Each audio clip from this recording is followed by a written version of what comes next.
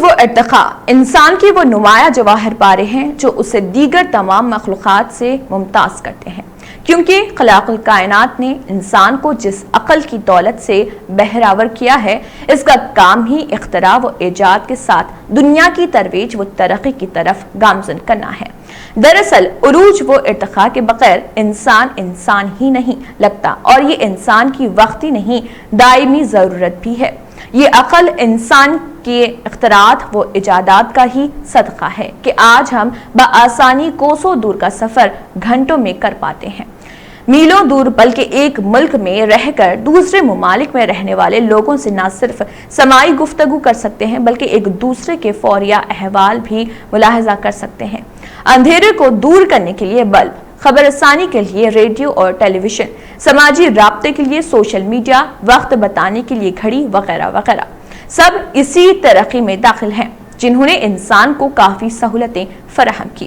لیکن ان اختراعات و ایجادات، عروج و ترقی کی آڑ میں جب انسان قدرت سے جنگ کرنے پر آمادہ ہوتا ہے، اس کے دستور سے منحرف ہو کر اس کی بنائی ہوئی چیزوں سے چھیڑ چھاڑ کی کوشش کرنے لگتا ہے، تو پھر قدرت کی مار پڑتی ہے اور زبردست پڑتی ہے، وہ بھی ایسی لاٹھی سے جس میں آواز تو نہیں ہوتی مگر تباہیوں کا بازار گرم ہو جاتا ہے۔ آج ہم جس وبائی صورتحال سے گزر رہے ہیں، یہ بھی قدرت سے لڑائی مول لینے کا نتیجہ ہے۔ جس جگہ کورونا وائرس کی پیدائش ہوئی، چین، وہاں پھیلی بدعنوانیوں کے بارے میں کون نہیں جانتا۔ قدرت نے جن کاموں پہ روک لگا رکھی تھی، انہیں کاموں پر آمدہ رہنا، جن جانوروں کا گوشت کھانے کی قدرت بالکل اجازت نہیں دیتی، انہی جانوروں کا گوشت بڑے مزے سے کھانا وہاں کے لوگوں کا اپنا شوق ہے۔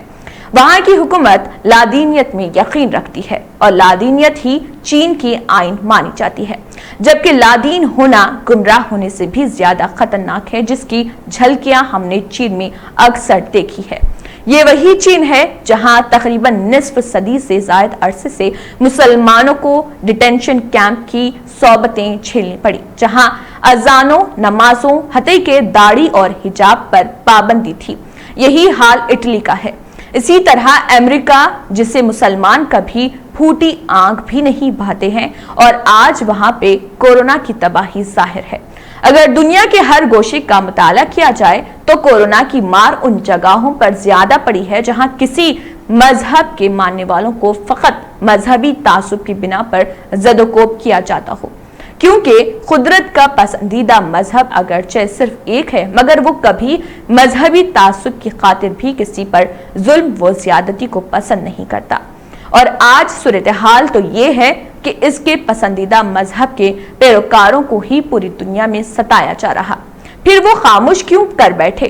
یہ تو رہی بات قدرت سے لڑائی مول لینے کے نتیجے کی، مگر ایک بات اور قابل ذکر ہے۔ بتایا جاتا ہے کہ جب کبھی سائنسدان کسی نئے پروجیکٹ پر کام کرتے ہیں تو کافی سارا تجربہ کیا جاتا ہے۔